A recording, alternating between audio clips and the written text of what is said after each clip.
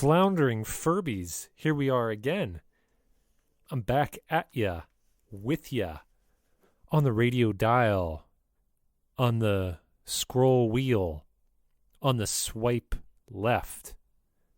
Here I come, ready to save the day. And with me are joining two of my good friends. That last sentence doesn't make much sense, but it's going to serve its purpose. Jesse and Justin Moynihan.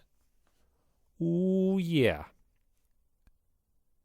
These dudes, you're going to like them. They're fun.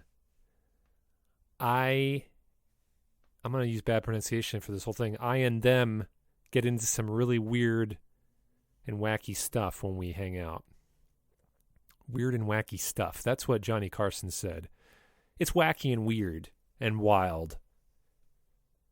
Today we're going to talk about New Planet, Maker Rising, an art collective, music collective smorgasbord that they had in Philadelphia back in the early O's, early zeros, zero time, like Y2K era world. So yeah, that's going to be good. And I'm excited to talk to them. It's going to kind of be a bit of a continuation on the Philly music series I was doing, and then some. We'll kind of do that, and also just let it go into uncharted territory here. That's what I like. We're going where the wild things are, and where the wild things were. So you always have the option to be in any kind of posturing that you wish when you listen to these shows. Maybe you're going to hunker down. Maybe you're going to stand ready and listen to this interview with Jesse and Justin Moynihan. I met these two bros when I was like leaving Philadelphia, coming out to Tucson, and I was like starting to get into full-blown conspiracy theory mode. Like it was really I was catching the bug. I was catching the worm. I got worms. And this was back when, just mind you, when conspiracy theory was fun, okay? Like the moon landing's faked and the earth is hollow and the reptilian, draconian, full-blooded families that have been running, the earth for thousands of years. Fun stuff. Not like it is now. Okay, that's not conspiracy theory. I don't know what that is. But that's all I'll say about that right now. That's all I gotta say about that. And I will mention, aside from the musical realm, which we don't veer too much from that for this episode. It's just like that's down the line when we have another show together here, when we meet back up for another one. But super fantastic artists. These guys are both really, really amazing artists. And Jesse was writer, artist for Adventure Time, and recently art director for the Midnight Gospel with Duncan Trussell, and Justin's been he's beginning to be a filmmaker and has been continually putting out amazing music over the years. Yeah, just great. I was just listening to his cassette solo album recently, so yeah. Good times. Let's let the good times roll. Let's roll and roll and roll. Roly-poly pole. Here we go. All my friends till the very end. Thank you for the fun and the play. Until next time, I hope you all do fine. Live to see another day. My pals and my peers throughout all the done so much and wished me well.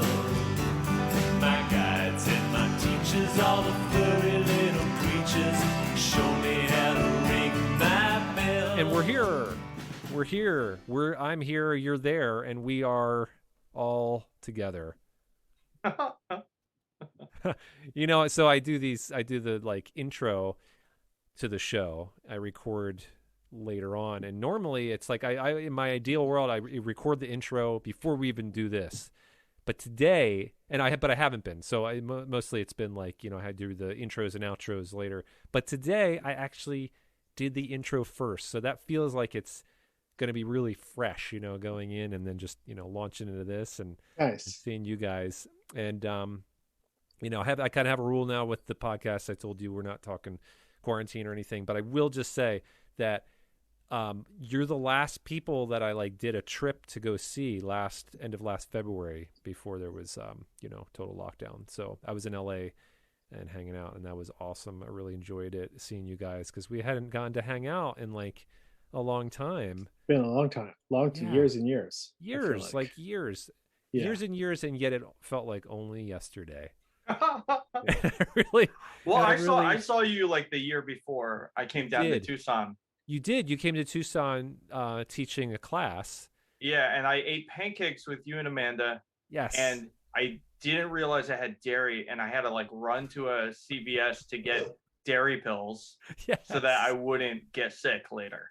You wouldn't you wouldn't blow out your hindquarters Yeah, exactly. in the John in the Porta John. But I also remember you helped me. We kind of wrote a little for the game day music video. Oh yeah. That I did, and you contributed some stuff to that. And Yeah, that I was, appreciate the credit you gave me on the IMDb. This is extra credit here to give you, because now everyone can go watch that. It's good. I want this to be a multi-sensorial, you know, podcast. Obviously, you know, I'm not doing video right now yet, but you know, having the sound and you get to hear it, but then you get to go watch stuff. You get be like, oh, I want to see this thing. There's a reference. I'll go watch it. I love that when shows do that. You get to go check it out, and you know, I haven't quite gotten to like you should be eating this certain dish while you listen, or like smelling stuff. But maybe that'll be like maybe down the road. Like I really liked it was like a later Revenge of the Nerds movie where, I don't know if you remember this, at 7-Eleven you would like, they'd give you these scratch and sniff cards. Oh yeah, and X-ray glasses. Yep. Yeah, we did that. I did it. Stiff television. Yeah, it was Dude, great. Fantastic. They always smelled like vomit. Everything like just smelled gross. It was just stink. It stunk. And the 3D was just like basically like the one guy just like bobbing towards the camera. I'm like, this is... They did that for Married with Children. I remember like the TV guide came with 3D glasses or something, and they're like, watch Married with Children this week. And if I'm remembering correctly. I mean, yeah, I remember that too. I remember that one. It's funny, TV guides. Yeah, like TV guides doing that. They got hip. We just lost half your audience. They're like, what? You know what? TV We didn't lose them. We're just sifting through and clarifying the target audience. Just get that out of the way. They're like, we're sifting through our Alzheimer's, or developing Alzheimer's like swirl of memory. Adolescent. Like, I remember what? It's like adolescent on tonight. Adolescent onset Alzheimer's. Yeah. I was like telling my housemate is in his like late 20s, and I was telling him how I used to write stories on a manual typewriter, and I had like a typewriter technician in Philly that I would take my typewriter to. And even just saying it out loud sounded so insane to me that was like my reality, and that I like refused to get a laptop for so long because it was too confusing to me to use a laptop. Well, and they were prohibitively expensive when they first came out. Also, you had to be kind of. No, I think we were just really poor back then. Well, yeah. When we were in private school, I remember the richer friends. Oh yeah. Had laptops, and I was like, I guess I'll just never have one of those. Yeah. They were back then. They were probably like $5,000, $6,000 for like. It's like the big computers that you'd see in the old movies that were like the entire room was just to like process one word.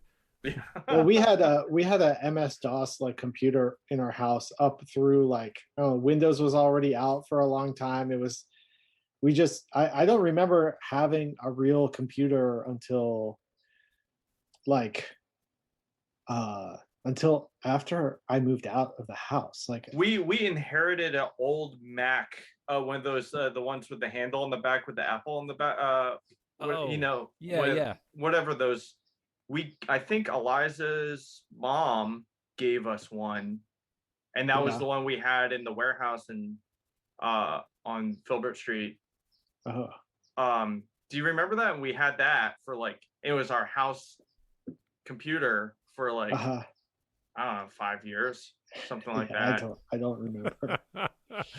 I love it, man. The good old days, good old tech. You know, I love it. I did tell you, because I want to plug this. I'm doing this all with Ethernet cords. You know, I've totally wired the house, and it's fun. It's like this kind of cool nostalgic thing, but it actually just makes it go faster and is like way more reliable. So that's my little promotion for Ethernet. Yeah, if you want to do, if you know that wires is faster than wireless.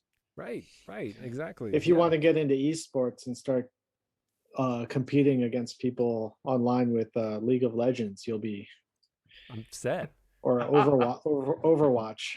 Maybe that'll be my next move, is just get into the gaming world and completely saturate. I'm sure that Amanda will love that if I just don't do any more like chores or well, if you get a following on Twitch, you can make a decent living. That's right. You told me that when I was visiting last year, how like like some of these houses up in the Hollywood Hills is just like a gamers, and like this isn't. That really stuck with me. I'm like, I didn't know that AOC is like a big gamer that live streams on Twitch. I just found that out the other day. Oh, Jesse, I guess Jesse, you were there on that call.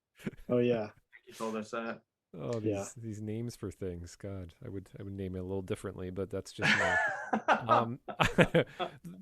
Dudes, I'm super happy to see you both, though, and I wanted to craft this show more with, like, you know, getting into some of the times that you kind of this like late 90s, early O's of music world, and, you know, just kind of tell me a little bit about the history of you two as brothers being creatives, mm-hmm. creatives, as you are to kind of like, you know, what was this like being in this kind of like space, and you've all been together, you know, how close you are. And so go back, where did you grow up? What was the beginnings of this brothership? We grew up in a town called Parkside, which is in Delaware County, which I don't know if anyone. Delaware County is just south of Philly. It's largely a working class Irish and Italian neighborhood or county, and our neighborhood Parkside was like 2 blocks by like 8 blocks. It was essentially like a fence between like the poor black neighborhood and the affluent white neighborhood, and it was I mean, in the times that we've gone back to check it out, it's like pretty run down, and it feels pretty sad there. Yeah. It's like really but you know, it was a pretty normal suburban upbringing, I guess.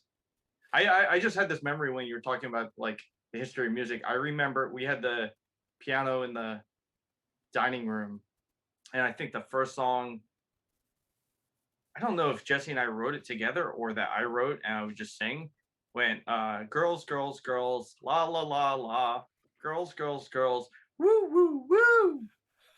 That was the song. Yeah, that was the first song we It sounds like a Banana Splits mixed with like you know, Beach Boys or something.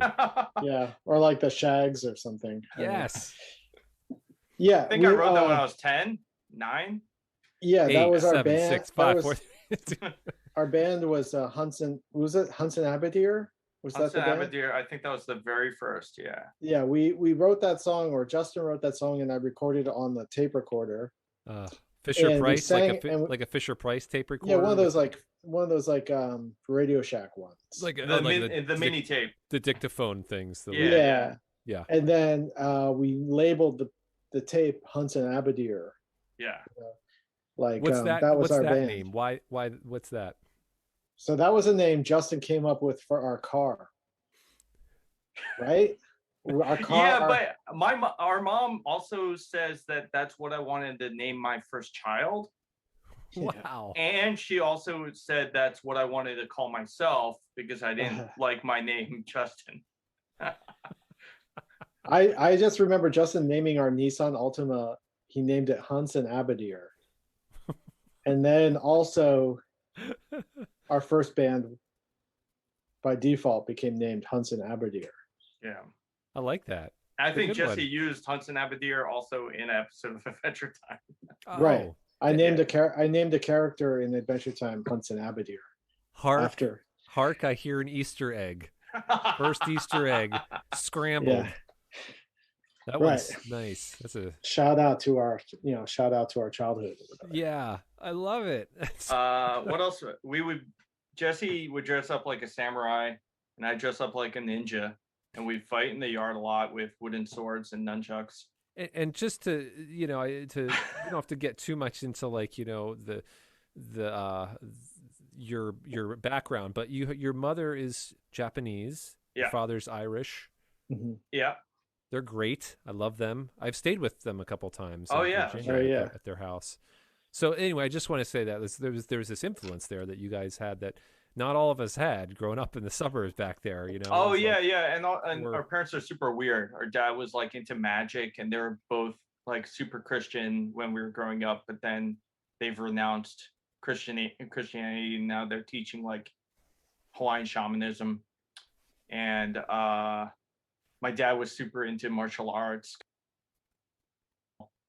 and he got us into like ninjas and stuff. And I used to like light off smoke bombs and try to disappear. Bombs? Yeah, I had lots of smoke bombs. Oh, I guess we were always stocked with smoke bombs.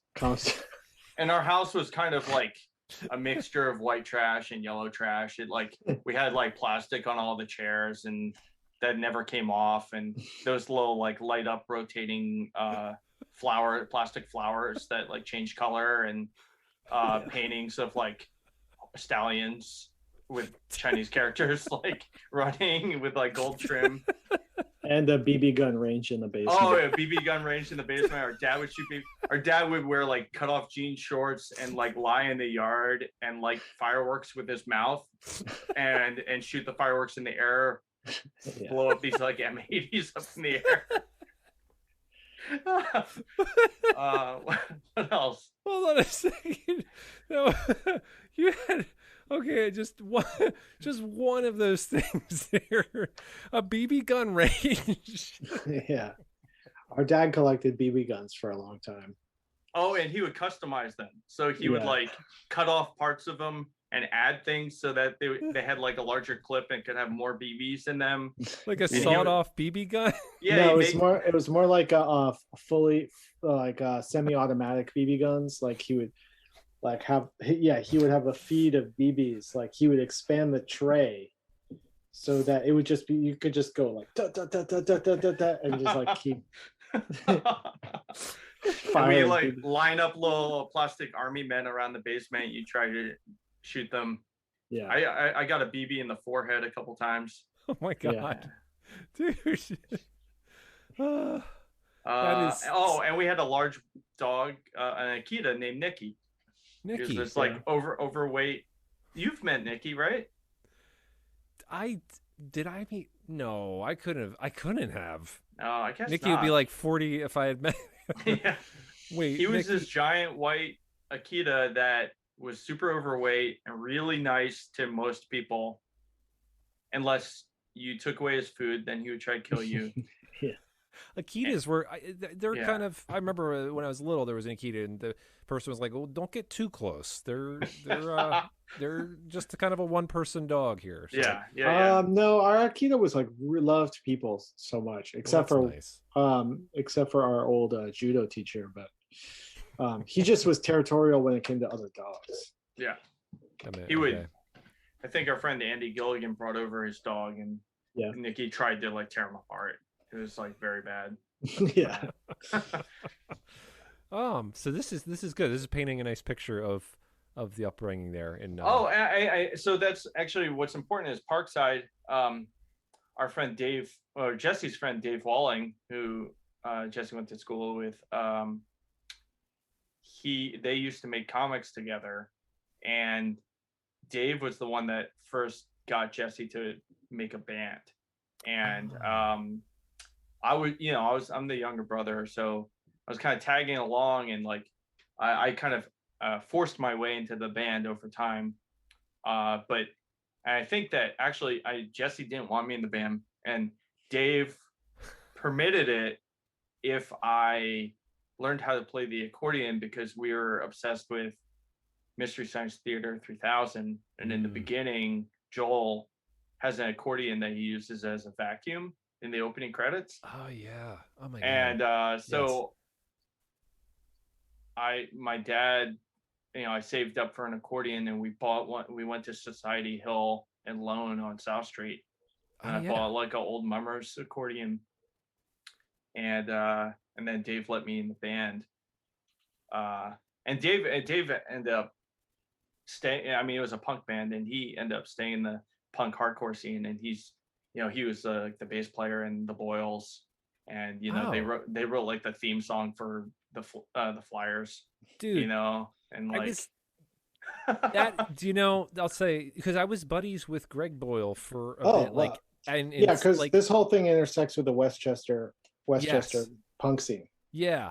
So that's just so people know that where we're heading. But the freaking, so that's something people should listen to, the freaking Boyles Phillies song, and then they should look at Gritty.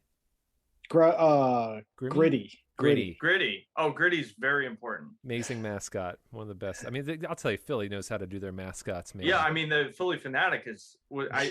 There's been times in the recent years where I'll spend like hours watching Philly Fanatic footage while playing that Cat Stevens song "Foreigner Suite" on repeat, and it's really magical. If you line up the best of the Philly Fanatic with Foreigner Suite, it's gold. This will be people's, if they want to do this, it'll be kind of like the Dark Side of the Moon to the Wizard of Oz. Like, I think it's legitimate. Yeah, it's equivalent. It's really, that's good. Pretty amazing. I love it. And so interesting. So there was this. You guys started forming this group there, and I think that was 91. So how old this was? You were. Jesse was 13 and I was 11. Wow, man, that's early for a band. Yeah. Yeah, and our first show was a birthday party, and we did a cover of "Come On Eileen." Oh yeah. Is that the song we did? "Come On Eileen"? When we played our first show? Yeah, we did a cover of some song like that. It was either "Come On Eileen" or... I do remember in our backyard. It was at a birthday party. It might have been our backyard. Come on, Eileen. Dude, I don't know, man. I can see that. It was you, me, and Dave. Before we even had a drummer. It was before Brendan Kincannon. Yeah. Dave and I were recording for a while. Anal Sausage was like me and Dave in Dave's basement, just like making up songs into a tape recorder. And that's how we started releasing demos, like, just like, it seemed like, I don't know if we practiced or what, we just would make something, like Dave would play 3 chords and I would make up some lyrics over top and we would chant them, and then we would release tapes. And I remember we made flyers and we would pass them out at the Granite Run Mall, like as if we were like a band, a band people should know about, and we had nothing released. We'd just be like, check out our band, Anal Sausage. You do all those like Xerox punk flyer stuff with like straight edge tattoo, straight edge drawings of straight edge hands and stuff like that. And then we, at some point, we released a bunch of we would release demos all the time and give them out to friends, and we would go to Philadelphia and sell them to the record stores. So we actually that's how what was the name of that store where the guy tried to molest me? Yeah, Veeam, I think, right? Veeam, yeah. Which one? Wow, it's Beam. Huh? I don't remember Beam. No, Veeam. Veeam. Oh, Veeam. Yeah. because we would be like hanging out there trying to like pedal that shit. Yeah. We'd be like, we got to go to Philly and get our tapes in the record stores, and our tapes were just like literally just tape recorder, us like screaming into a tape recorder or whatever. And like doing skits and stuff like that. Like it was not, we hadn't. Oh yeah, there's a lot of like Jerky Boys influence and stuff like that. We hadn't met Eric Victor yet, who was the guy who was like the kingpin. He was like the kingpin of Westchester punk, right? Oh yeah. So we were just going to Philadelphia, going to these record stores, trying to convince them to carry our tapes, right? And then which they did, right? They'd be like, I guess, sure, anal sausage, this is cool. Like, I think they were being cool, like they were being like supportive, and actually kids, there was a story I heard where, someone's like reached out to us years later, was like, dude, I had an anal sausage tape. We used to listen to it while playing Dungeons and Dragons. Oh my God. I got it from Philadelphia or whatever, like one of our old demos, like before we were like professional, before we went into a studio, like was just guitar and me yelling into a thing and maybe Justin playing accordion or something. Before we had like rehearsal band practice. Yeah, it was before we started practicing. I remember we had a song called March of the Batman. We were like really influenced by Anthrax and like SOD, like those metal punk bands, like that had joke songs. Yes, like jokey, a lot of Gwar, yeah, Gwar, Gwar, like all that kind of stuff. So, but then somehow we found out, even though we lived kind of far away from there, like maybe 40 minutes away, we found out about like all these Westchester punk bands, right? Yeah, like Bug Light, Plow. Fucking now known as Plow United. Yeah, the Boyles. 2.5 Children. Yep. Halflings, third-year freshmen. Halflings, third-year freshmen. Tom Martin, yes. Yeah, like so, and also Eric Victor's band. What were they called? Super High Five. Super High Five. Oh yeah, shit, Super High Five. And it was like, there's this guy in Westchester. He has a music studio, and he's cool as fuck. And like, you got to go there and record, and you got to get on his label, Creep Records, right? Yeah, that was like the greatest thing you could possibly do at that time. And I remember we used to go to Westchester all the time at that point and go hang out at the Creep House. Yeah, just in that like cul-de-sac at the end. Yeah, and go see shows there. We'd see shows there, and we just try to hang out and be like, "Yo, man, when can we get some studio time?" Like,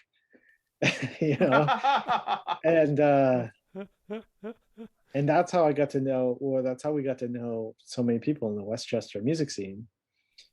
And I know you have your intersection with that. But I never met you during that time. I never met Scott. Like, I know you guys, like all the Dr. Dog guys and stuff, and Traffic Jam and all that kind of stuff. Like, before, what was it? The Bastards. Wait, what was it? Unleash the Bastards. Unleash the Bastards. Yeah. I never came across Unleash the Bastards during that time. Like, I was super into the Westchester punk scene, but I don't know why I never like crossed paths. Anal Sausage never crossed paths with. But there was also a South Jersey punk scene that was like also happening at the same time that we didn't even know about until like the early aughts. Yeah. So that's what I'm curious about. Like, when when Anal Sausage is happening, what year is that? What's that like year where you're hanging out in Westchester? It was like 93. It was like 93 to 97. So that's why. So that's it. I remember what happened was I first got to Westchester in 98.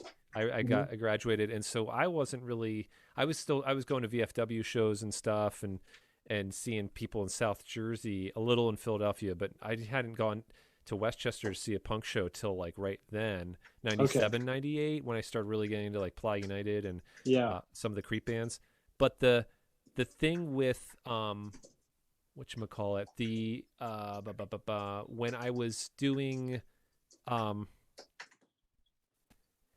So that was the time when I was probably in Barnacle Wolf. Okay. Oh yeah, I remember that. And that the was name. the South I Jersey. mean, I'm pretty sure I saw Barnacle Wolf. Well, Maybe I saw a Barnacle Wolf reunion or something. You might have seen a Barnacle Wolf reunion when we did that, and that was like that carried up into like 90. I think our last kind of show was probably 98 or something like that. I mean, honestly, like between 95 and 96 or 97, we were starting to go to shows at like the VFW and stuff like that. Yeah. And like, so we were like going a little bit further. We were like even driving out to Lancaster to see shows and stuff like that. Totally. And like, because Andy Gilligan, our buddy that we met in boarding school, he was like more adventurous, and he had a car, and he had like a gas credit card. Right, so, and there was like, there was the Lancaster emo punk, like post-hardcore emo scene, like Fields Like Fallow and what were those bands? Encyclopedia of American Traders. Did you ever see those guys? No, I actually don't know these guys. Dutchland Diesel was like the pop punk band from there. Yes, but there was like a huge post-hardcore, like math rock kind of scene coming out of Lancaster. Yeah, and these bands were a lot of them would come play at Stalag 13 in West Philly, which was like, I mean, Stalag and the Kill Time, right? Yeah, became and the Fake House, where the Fake House. That's where we ended up. Like at some point, we kind of like stopped going to Westchester so much, and we were like going to West Philly. Yeah, because that was like 95 to 2000.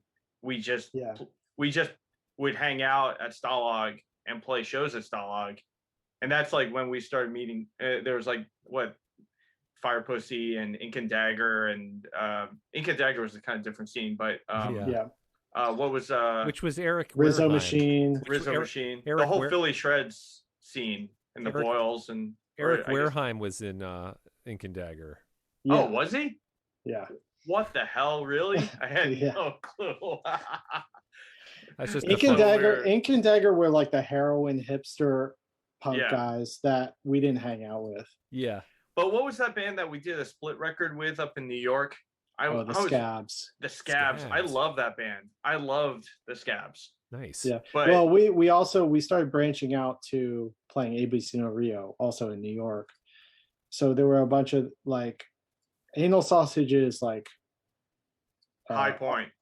Yeah, our reach was West Philly. We played West Philly all the time, played Stalag all the time. And we would go up, and our big thing was like, oh, we're going to New York, we're going to play ABC No Rio. Wow. And like with all the crusties up there. And then so that was like, I don't think we really played anywhere else. We never toured or anything like that. It was just New York and Philly. Did you ever play with Choking Victim? Yeah, probably. I'm gonna say probably. Most likely we did. I can't remember. I mean, I saw Choking Victim on so many flyers. I can't, and they were huge in that ABC No Rio scene. Totally, yeah. I mean, it's just wild to think. I mean, that was also, I don't know how. I guess R5 Productions is huge still, right, in Philly. Dude, but I think that's like massive. Like, I don't know. For me, like Anal Sausage was such a joke, like thing in our childhood. Like I can't think about it as like any kind of it wasn't successful, but I guess we did it for long enough that like even like the guys from R5, like years later I would go see a show at like the church or at the Spaghetti Warehouse, Union Transfer, and they would just let me in because I got like old cred. I'm like, but I was like an 11-year-old playing like a punk show, like it felt like really weird that I got any cred. But I guess Sean Agnew was really young too. I think he's even younger than me. Yeah. So like, kind of makes sense that, it's just weird. It's weird to think about that. You were one of the elders of the scene in a way. Yeah, but we were like in high school for most of all of this, so. I mean, so was all those guys. All those guys were in their like mid-teens, Yeah. maybe 17, It's just like 18 a at the few most. years older makes such a difference when it's just like they're like Yeah. 2-3 years older, and then it's just this world of like you're the older guy that's like the bands, like Yeah, I mean, I yeah. think the guy, I mean, Tony Pointless or whatever, who was living at Stalag, I think he was our age, I think he's younger than you, Jesse. I Yeah, think the he's kill yeah. the kill time people were a bit older. They were Yeah. probably in their mid-20s. Yeah. And the fake house people were the equivalent to like Ian Mackay's age. I think those guys were all 80s hardcore kids Yeah. who were still living the warehouse life. Yeah. Because they were more jaded and they, and wouldn't talk to us really. And they were also more selective about their shows. Like Yeah. Stalag was putting on a show like constantly, and after that kill time, but then the fake house, it was like more rare. It was more akin to like what we end up having later down the road with the Avant Gentleman's Lodge, like in terms of being selective about shows and stuff like that. But yeah. So Anal Sausage, did that post Anal Sausage, and I think I might have seen. What was you? Did you play Plow's last show at the church? Yeah. Okay, so there we played. Well, they had 2 last shows, right? They played in 2 different locations. We played one of them. I saw that one. Okay, I was there for that, and then I'm trying to remember if this was post Anal Sausage was Hiroshima Nagasaki. Yeah. And that was a couple years later, though. I'm trying to figure out then if it was Anal Sausage. Like, I thought we played this one show together. We figured this out over the years. That was like in South Jersey on a farm. That was Hiroshima Nagasaki. Dude. Yeah, that was the second. That was the Brian Wilson era or whatever of our music. The Brian Wilson era.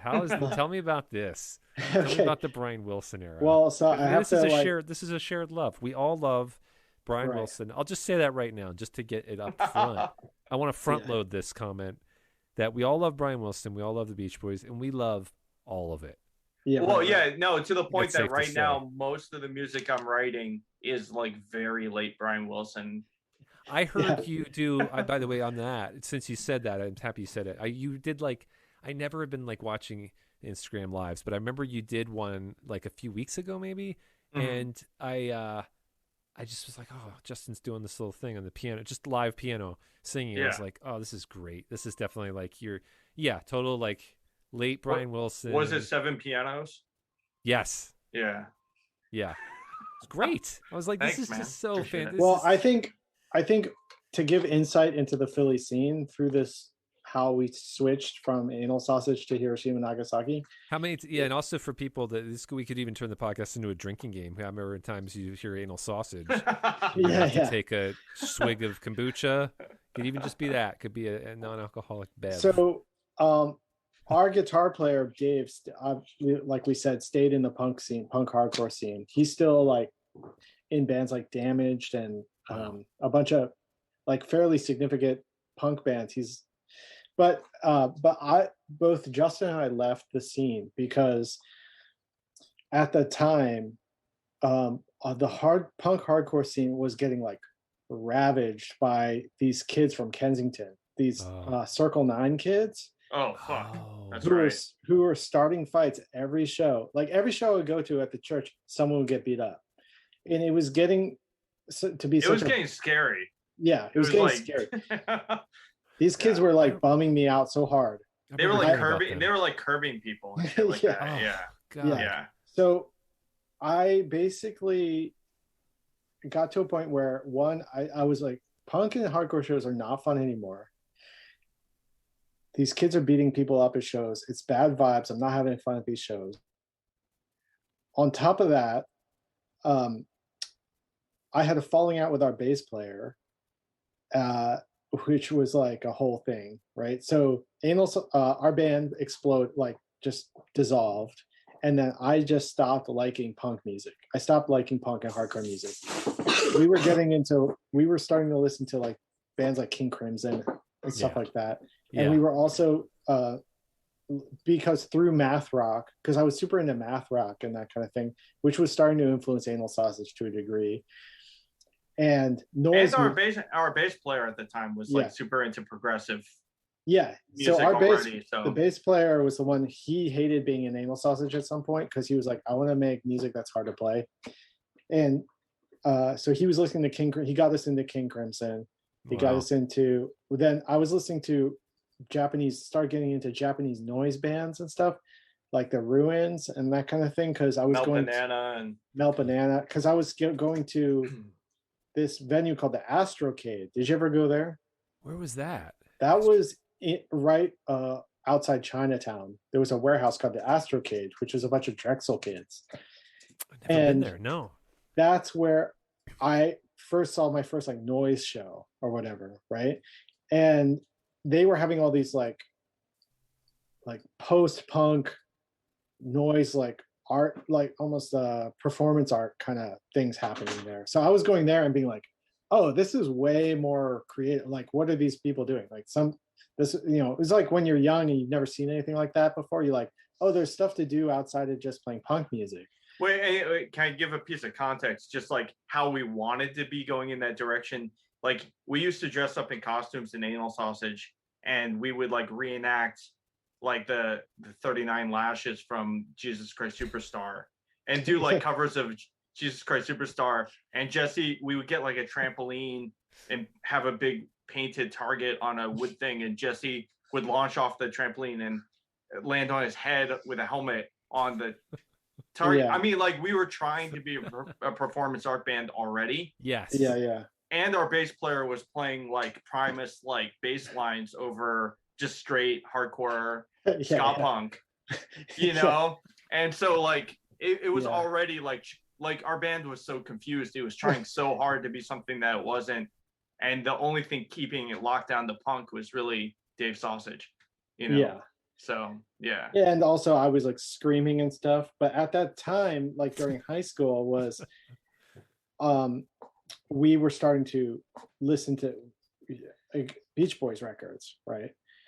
So after we stopped going to punk shows, once we started like going to more like experimental like noise shows and stuff like that, and being like, these people are way more chill, you know, or whatever. And then also that's when I think all that Elephant Six stuff was starting to like pop up. Right? Neutral Milk Hotel and Of Montreal and microphones and music tapes. Music tapes. Yeah, I remember hearing the music tapes for the first time and being, you know, and that all of a sudden I was like, oh, these people are being influenced by the Smiley Smile record that we used to listen to with our dad in the car when we were growing up. Really? He would play wow. Our dad's an ex-hippie, and he was also like a closeted like, I mean, he sees it as a big problem, but he would hide in the closet and just smoke up all day long. And he went to the record store and found Friends, Smiley Smile, and Surf's Up. And he brought those 3 albums home. And then Jesse and I, we just like kind of ate that up for years. That was like, right. Yeah. We were listening to it all the time, but it wasn't influencing our music. Right. But it was in there. It was in there. We'd go on long car rides with our dad, just like blasting Smiley Smile and laughing at that vegetable song and, you know, all that kind of stuff. Right. But I think when all the Elephant Six people started making music that was like so heavily influenced by Brian Wilson's collage music and stuff. Yeah. All of a sudden that clicked. It was like, oh, wait, well, actually, you know what happened? Sorry, not to sidetrack, but after Anal Sausage, before you or towards the end of Anal Sausage, when you and Nate were having your breakup, that was when Vidal Baboon was happening. Yeah. And Vidal Baboon was our 4-track project. It was just recording, and it was just making weirder and weirder music. Yeah. And to Casio drum beats and stuff.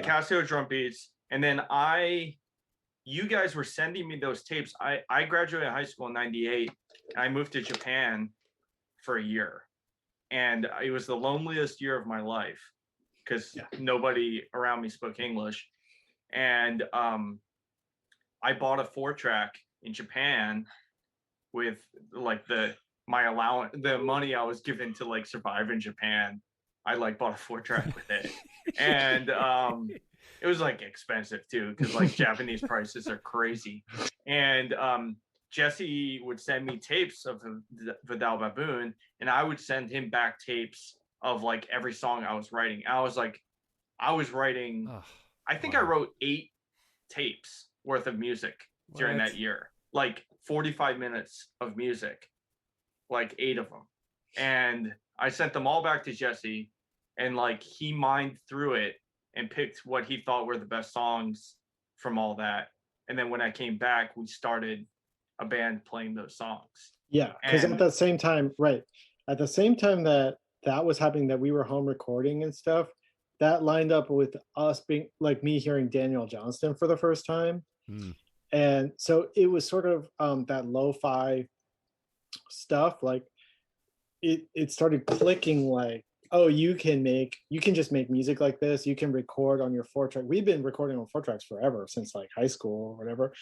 But it became more of like, this could be actually like a thing. We don't have to go to a studio. We can record at our house these lo-fi songs that have this whatever aura about this like charmingness to them or whatever, while we figure out our songwriting. And then while we also like are worshiping the Beach Boys and also the like confessional aspects of Daniel Johnston and that kind of thing, you know.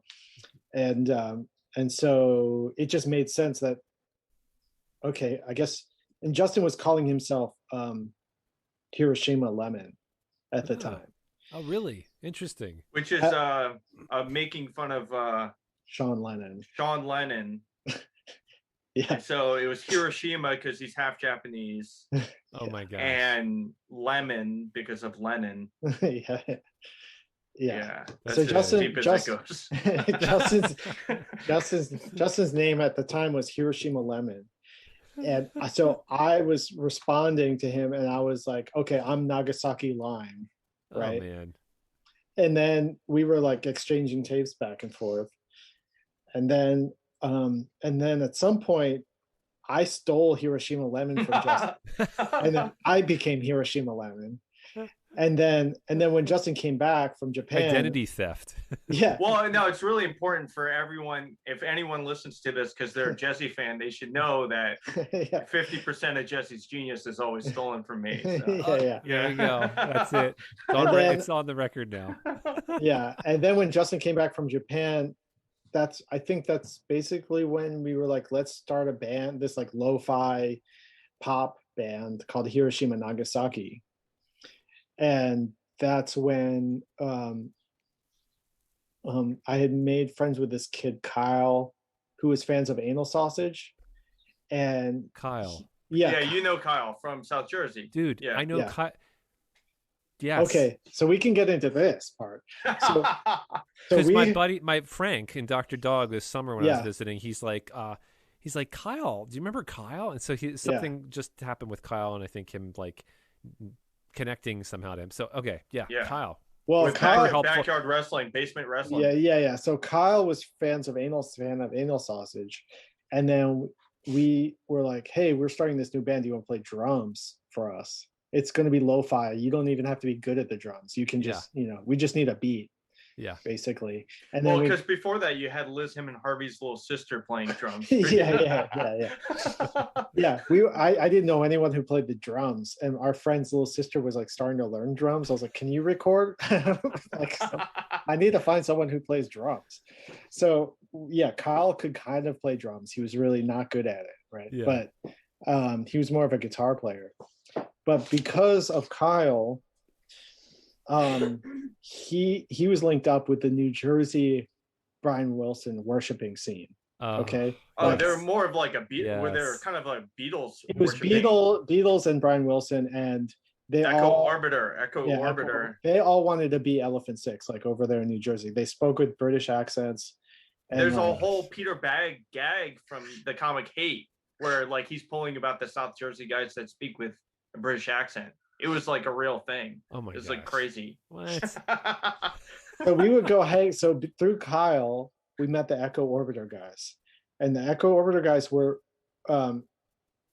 pure pop, like us. They sounded kind of like Green Day meets Of Montreal, kind of, and they were like, we have a home recording studio. You guys should come over, and we became friends with those guys, and and we were trying to, totally trying to go down the Philly psychedelic pop, Yeah. lo-fi / New Jersey, South Jersey kind of thing.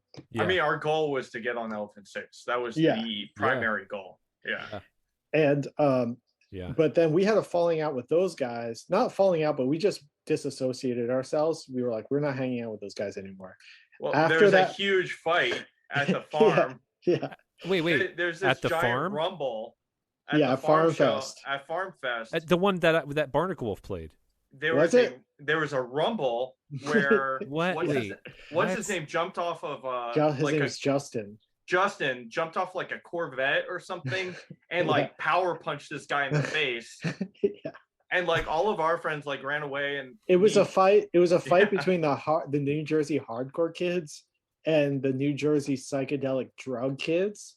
Dude. And How they did we were, miss this? We were there and we left. We they like, broke out what? into this huge rumble. Oh it was my like 20 God. people fighting like 20 people. Yeah. Yeah. And Justin got jumped in. Our Justin jumped in the fight and was trying to split it up. And me and Brandon Beaver, who was in the band also, we were just standing there watching Justin get punched in the face. And Justin was wearing like a rainbow. He was wearing a rainbow sweater or whatever. And I remember feeling sick to my stomach and being like, this Jersey shit sucks. And after we left, we were like, this is it. Like, we're not doing this anymore. So we stopped talking to those guys.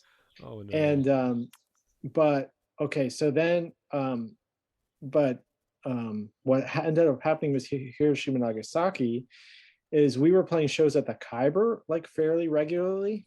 Yeah. So we were like playing shows, like we actually were trying to make it a real thing, and we were home recording. We were working on our magnum opus, like It's album. important that what's his name? Ben. What's Ben's last name? Morgan. Ben Morgan. Ben Booking Morgan it. was Great. in the band. He was our He was? bass player, Yeah. and he later got really connected with what was that venue down on Baltimore Avenue? Yeah, I forget the name. I of that can't place. remember. Anyhow, Well, and he then was booking at the Khyber. He was yeah, and Yeah. then Brandon Beaver was our guitar player, yes. and Jesse played second guitar, and Brandon, me, and Jesse sung, and kind of out of that band, Brandon started working on Buried Beds with Eliza, Interesting. and then Jesse, you were going to tell about Sleepy Time. Oh yeah, so we were at the Khyber. This is our like whatever. So we were at the Khyber and we were opening for this band we never heard of called Sleepy Time Gorilla Museum. I know them. Yeah. Yeah. They played Tucson a bunch back in the day. I don't. Yeah, they were total like seemed Yeah. like they would go over well in Tucson. Yeah. It's big time. Yeah. So I'm gonna step out. You guys continue. I'll be right okay. back. Well, okay. So we were opening up for this band called Sleepy Time Gorilla Museum from Oakland. And we had never heard of them, but we were doing this thing we really believed in, this like lo-fi, Brian Wilson, like Loves You, Beach Boys Love You era kind of, senile pop. I will say there is something Jesse mentioned earlier about anal sausage was starting to creep up again about Hiroshima Nagasaki. I was trying to write these more advanced, like almost pseudo-classical, like modern classical pieces, and trying to get the guys from the band to play that felt impossible. Like they couldn't learn the music because it was too much. I mean, I could barely play it, and I was writing it. Yeah, And, Kyle definitely couldn't play drums to it. Kyle's like, "What the fuck? I can't do this." And and Ben Morgan's like, "Why can't we just play the pop songs that I really like the pop songs?" And he was probably right. In the end of the day, like if we wanted to get picked up, he was right. But well, Jesse, also we couldn't sing. We needed to get like a real singer to, to be a band. You needed a Mike Love. You needed to have your own. Yeah. I mean, we were horrible singers. Yeah. There was some weird charm to what we were doing. I don't know. But anyway, so we were doing these sort of, loopy poppy, really simple psychedelic pop songs that were kind of influenced by, Smiley Smile. Yeah. And we opened for Sleepy Time Gorilla Museum. We never heard of them, and we were almost going to leave, I remember, after we played. But then these ripped goth people got on stage. They're all like 6'5" and shaved bald heads and like pale white skin and fucking. They had like saws as like cymbals and stuff like that, and they're like hitting these giant like wooden clogs and stuff like that. Yeah, and they all had their shirts off and were crazy ripped, right? Yeah. And we were like, well, I guess we gotta stay and watch these guys, because what the fuck is this, right? And then it was the first time we've seen a band set up for like an hour. Also. Yeah. My God. And it wasn't really my thing per se, in that I don't really like goth music. I'm not super well. Later on in life, I sort of got more into appreciating industrial music, but it wasn't with that world that they were coming from, like Throbbing Gristle and whatever, that kind of thing. And metal, I'm like sort of like, sometimes I like metal, but it was never I never like sat around and collected metal band, but despite that, those guys just like blew the roof off. Like, they was so tight. Yeah. So amazing. It was like perfectly mathy, and it had so much balls. The balls were like so deep. And it was so proggy too, which we at this point I was listening to lots of prog and a fair amount of prog music and Japanese, influenced by magma bands and stuff like that. Oh yeah, Sharif got us really into Yes and 10cc. And like, oh man, yes. Yeah. So I were feel like listening. I just got into 10cc recently, like full on. I was like, oh wow, this is amazing. It's incredible. Like But so seeing them, like we stopped. I remember talking to them afterwards because I was so impressed. And I was like, it sounds like you're into these bands, and la la la. And then after that, I sort of self-assessed and realized that we were that sort of, we actually wanted to be more than what we were doing, but we were limited by who we were playing with, sort of. And I mean, admittedly, we were limited by ourselves as well. But we didn't have people in the band who also were like, okay, maybe we can't play as good as these guys, but we want to kind of try. That was sort of like the idea, that having everybody on board in the band, just being like, let's try to really, really stretch our songwriting, see what we can do. Yeah. And so after that, we almost immediately broke up the band. Yeah. Wow. It was. We didn't play another show. That was our last show. Yeah. You pivoted. Yeah, we had to have a hard conversation with Ben Morgan, and no, we kind of ghosted him, and it was really shitty. And we should feel bad about it. And I do feel bad about it because Ben was a really nice dude. Yeah. And like I would see him at that club that he'd be booking for.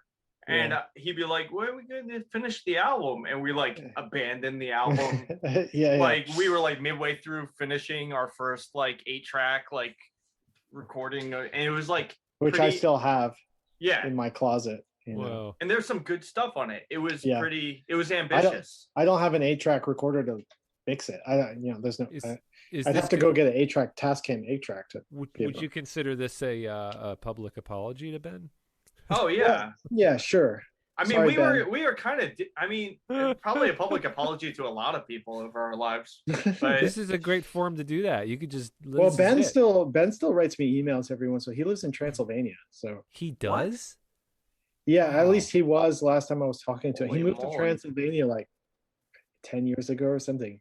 Pennsylvania to Transylvania. It seems like the next logical step. He was like, anytime you want, man, come out, visit me in Transylvania. I was like, that sounds awesome. Whenever you want, just come out. Jesus, that's wait. So the Tascam, was that a 388? Yeah, something like that. That makes sense. Are they like $5,000 on eBay now? Now it's ridiculous. That we had one, for the Galactic Federation, and then it was like got it there a few hundred, and now it's just it's like Brandon Beaver was recording on his 8-track, his Tascam 8-track, and then it got water damaged in his basement, or something happened that got destroyed. So we could even when we talked about finishing it, we were like, we should just finish that just to finish it, because it was almost done. And then we could never get our hands on another 8-track machine to finish it. So it's just sitting there on the cassette tape. That'd be a fun little project for the. Yeah, I mean, well, we were supposed to finish the unfinished Anal Sausage album even this past year. Oh yeah, God. Dave Sausage reached out to us to put down vocals. I reached out to Dave. I was like, Dave, send me those unfinished tracks. He sent them to us. Yeah, he did, and then I just flaked. I couldn't do it. I thought I could. At one point, I almost like I had in my mind, I was like, you know what? I could still do it. Let's finish it. This is a public apology to Dave Sausage now, too. Yeah, I know. I still have all the lyrics, I think, in a crate. Like God. But you got to get in the headspace for that stuff. It's a completely different headspace. But I was listening to I was listening to Rollins band and stuff like that for a little bit. And I was like going back and listening to some like Die Crutzen, like some old 80s hardcore stuff, and I was like vibing with it for a while, and I was like, yeah, I could get back into this mind space again. That kind of thing. But then I don't know, I just couldn't I can't do it. Can't bring myself to. It's just funny that the only thing that's not on that recording is vocals and accordion. Yeah, it's only, and that's all it would take. Oh my gosh. It's the Moynihan brothers holding up the show for 20 years. Yeah. I've got a serious emotional block about it. I can't do it. Even though you're friends with Nate again. Yeah. Like that friendship is mended. Yeah. Anyhow. Well, so you guys are at this point where so you're starting to like kind of really go step out even further. Yeah, we kicked out everyone besides Brandon Beaver. We kicked out of the band.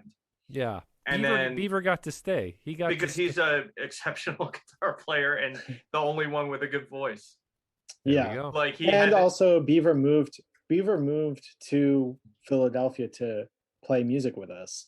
Yeah. No, he moved to Philadelphia because Sharif convinced him that we were flying. Yeah, but that part of the deal was that we would start a band together. So one was that we would start a band together, and then Beaver would figure out what to do with his life. Kind of, that was like part of he dropped out of college and all this kind of stuff too. That's what I was just going to ask you guys. Where at this point, you're out of high school, and we didn't even talk about the Quaker meeting school, but like that's just FYI. You went to Quaker meeting. Yeah. Quaker boarding school. Yeah. Okay, boarding school. Yeah, and so that's a whole thing. We can talk next show about some of those escapades, because I know there's stuff there. Yeah, it's pretty raw and traumatic. Well, let's leave that be. Let's let that dog sleep. Let's let that Akita sleep a little bit longer for that. But this one, you got no college at this point. This is like kind of you're off. Jesse went to 1 year of art school when I was like in my junior year of high school. Jesse went to Anal Sausage was still happening when Jesse went to 1 year of college. Which college? And then he went to Pratt Institute. Yeah. Okay. And then Jesse, like most art school kids, he dropped out. He moved back. Me too. Yeah. You have arts. You arts. That's right. That's where you met Miss Rebecca. Yes. Yeah. But Jesse, sorry. Yeah. So then Jesse moved back to Philly specifically to work on Anal Sausage. Like the goal was to be a rock star, like a punk rock star. Yeah. And he moved into this house on 49th and Larchwood with a bunch of like older punks. Yeah. Who were terrifying in my perspective as still in high school. I would come visit my brother and like they'd like whip nunchucks like right in my face, and like this guy Rob Arters, who's a really nice dude, last I knew he was still living in Philly and he was like a plumber, but one of the guys living there was from 2.5 Children. This guy Dennis. Okay. And then Jesse lived with them in West Philly and then moved to 5th and Cecil B. Moore with those guys back when 5th and Cecil B. Moore was like wasteland. Like, Dude, like now I think it's okay-ish, but it was crazy when Jesse lived there. Yeah. It was bonk. I mean, it was like, 1980s crack epidemic Philadelphia, like when he lived there. Yeah, And it was scary. it was to the point where Yeah. our mom and dad came to visit once, and like I think within the week they're like, Jesse, you have to move out now. And like I think he did. I think he moved back to with our parents at that yeah, point. moved right? back with the parents. Yeah. Yeah. Yeah. But and then I went to Japan, came back, we started Hiroshima Nagasaki, and we were like living between a couple places. And then right around the time that we disbanded Hiroshima Nagasaki, and I still hadn't gone to college. I think Jess was starting at Temple to finish his undergrad. And we all like, we really wanted, we kind of had this promise to Brandon that we would find a good house. And so we spent a lot of time looking for a house that would be cheap. And at the time we were like kind of obsessed with Sun Ra and the orchestra. And Jesse was really into the whole kind of commune element to the orchestra in the Germantown house. And so we tried to find something. And the like legend of the Captain Beefheart. Trout Mask replica sessions where he trapped everybody in a house, like all that kind of stuff. Like I was kind of getting really into that idea of trapping people in my house. No, and the idea was like, okay, we're gonna move in this house. You're not allowed to have a girlfriend. Everyone has to be a raw foodist. You can't. You have to have a pristine diet that's where you're not thinking about food. Everyone's gonna sleep like 5 hours a night tops, and we're gonna just make art all day long. And we found this. We found this where it was a half a house next to a halfway house. It later became called the Halfway House by some punks that took it over years later. But we kind of somehow convinced the landlord that we were handymen and that we could fix up the place. And so he charged us $600 a month for rent for this house that had 5 bedrooms and a basement. And I did as much as like insulating the holes in the walls. Like I'd fill them with like expanding foam insulation, like great stuff. And then I would just like put wood over top of it to like hide it. And Eliza lived there at one point. Beaver lived there at one point. Sharon Curley lived there at one point. And we recorded, and that's where we started Make a Rising, was there. That's where I officially met you guys. Yeah. That's like, yeah. But that's officially where New Planet Make a Rising. Right. Yes. The house was called New Planet. Yeah. New Planet, and the band was Make a Rising. Yeah. Yeah. And that was during our raw food era. That was so I remember meeting at the because I was in my raw food era, and we met during those eras and talked about Arnold's Way and just do it. You taught me how to make a raw pie. I remember. That was like the first thing. I was like, wow, look at this. You can make a raw pie. Yeah, and I think Sharon Curley was really like turmeric and tahini. Oh yeah, it's great. And the house smelled like Bragg's. Oh yeah, Bragg's, lots of Bragg's. And then I think Sharon Curley was really the person that brought most of us together. Like she introduced us to you. She introduced us to the guys from Dr. Dog. Yeah. She was dating Scott at the time. And she was the connection there. That was it. Yeah. And so which I'm sure if she listens to this, she loves that we're talking about her. She's going to be a guest. I told her she's got to be a guest sometime. So she's the glue for so many Philly bands. Yes. You know? Yeah. But and she's her own brilliant artist that nobody will ever see her stuff unless she shows it. Yeah. But so we lived in this house, and we recorded our first album on. Did we get a reel to reel? Yeah, in we the bought a house? 16-track reel-to-reel recorder. Is it which is it? So that- none of that stuff actually. None of this yeah, was the on first there. that one is the This- When No, Moving West. yeah, but that wasn't we re-recorded it.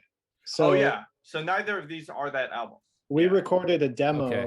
like a 3 or 4 song demo on the 16-track reel-to-reel. Okay. And then after we released the demo, we I don't know who we gave that to. I don't know. Somehow, I think that's when John Pettit got involved in the band because we needed a trumpet player. yeah. Aha. And we had also pulled in John Herron as a drummer Yeah. through Andy Gilligan. And then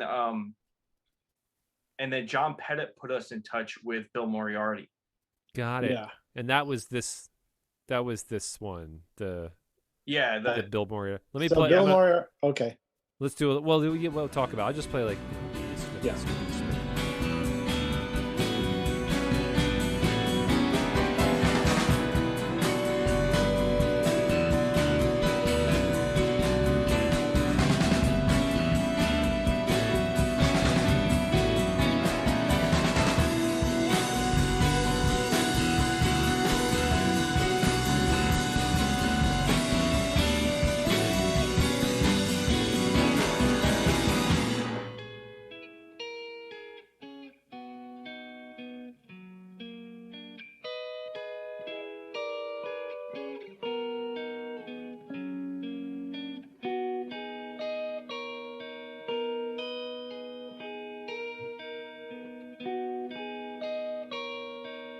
So this is giving a little bit of like a taster that how far it's come from anal sausage. I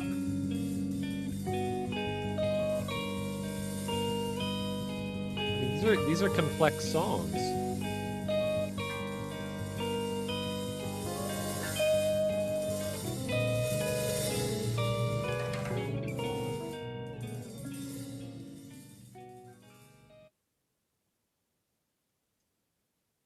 So that's Yeah, so this that was actually a Brandon Beaver composition.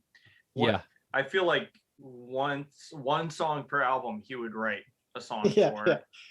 And also that had a guest bass part from Nate Hardy, Who was our bass player from Anal Sausage. was our bass player from There Anal you go. Sausage. Look at that. And Full that was the circle. first time I had sort of reached out to Nate, because we had like a really bad falling out.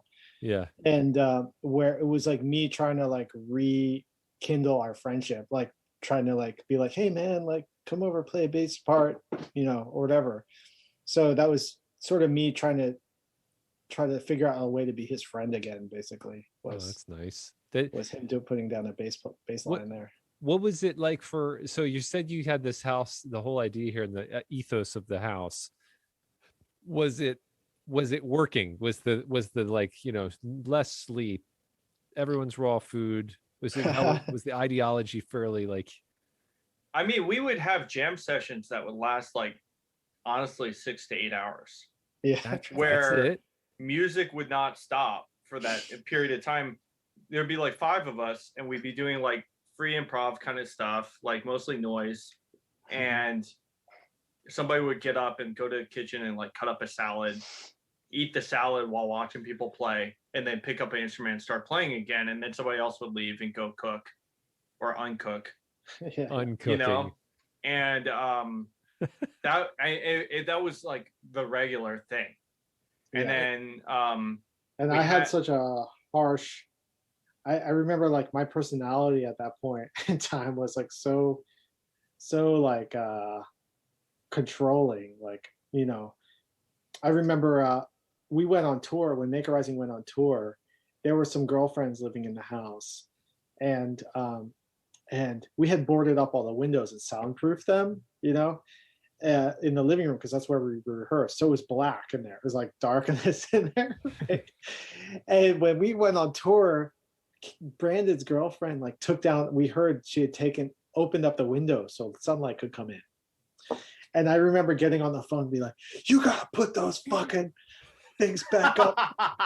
You know, like I was like, this isn't some bullshit house where we're gonna like be domestic and all this kind of stuff. Like if you're gonna live in the house, you gotta be an artist and fucking believe in that shit. Like, I mean, most of the rooms in that house were boarded. The windows were boarded up. There's the space bathroom that was completely black. Yeah. And we just like painted all the walls and the tub black. Yeah. And you would take a bath in complete blackness. Yeah. There was the music, the den, our quote unquote living room, which was a bedroom turned into, like, I had built like record shelves so that we could have, like, it felt like you were at a record store when you would go through the record collection. Oh yeah. And like flipping through vinyl. And it was just a room with velvet couches that we would and like European lighting and like really dim lighting, and we would just listen to records in that room. Yeah. And Awesome. then and then we had a trap door between the third floor and the second floor. Yeah. That was kind of cool. We like cut a hole in the floor to have a hinged secret doorway. Dude. What's not to love? Yeah. Oh, So I think and the Temple of Hope was in the backyard. That place. It got really degenerate. I got really into breaking bottles. What in the happens? backyard. Yeah, what happens every time is like, okay, this happened at the Avant Gentleman's Lodge afterwards also, is that it starts off super idyllic and strict. And we're like, we're gonna live like this way. This is our aesthetic, and this is our like utopia or whatever. Yeah. And then after a while, we're all sitting in the backyard smashing bottles, you know. And everything falls apart. Like everything just starts crumbling, you know. So that happened at the Avant Gentleman's Lodge, where we didn't have money to keep the warehouse in good shape. So it just started becoming a health hazard. We're like inhaling black mold and like who knows what else. Yeah, so this was this warehouse that we moved into after New Planet that we found. Also, it was like huge. It was 175 feet long by 75 feet wide with 12-foot ceilings on the first floor and 8-foot ceilings on the second floor. Yeah. 3 bedrooms, 3 bathrooms, hardwood floors, 2 wood-burning stoves, and like a 5-car driveway. It was amazing. Yeah. And we paid $700 a month.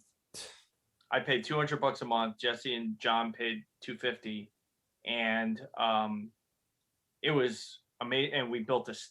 Like I stole wood from construction sites and from the Urban Nutrition Initiative, and built like this stage. And we had a zip line and a climbing wall, and we put on a bunch of avant-garde like noise and progressive music shows, basically. And even like Jesse's dream, Yoshida Tetsuya came and played, right? Yeah. And like he was the front man of Ruins. Ruins. Wow. Yeah. Wow. A bunch of like big bands that we really admired came and played, and free improvisers and stuff. Like Nels Klein performed at our house and stuff like that. What? And yeah, but what was that band that and then bands that got bigger, like Spinto Band and Dr. Dog and Dr. stuff Dog like that. there. And, Yeah. And then what's everyone doing at the time here? It's like for jobs and like. Well, that's the thing, is that like we got this amazing deal. If we had even remotely an okay job, we'd be able to afford the place, afford heat, and like live well. Yeah. But we brought our standard. We're like, oh, this is all we have to pay. Let's work 1 day a week.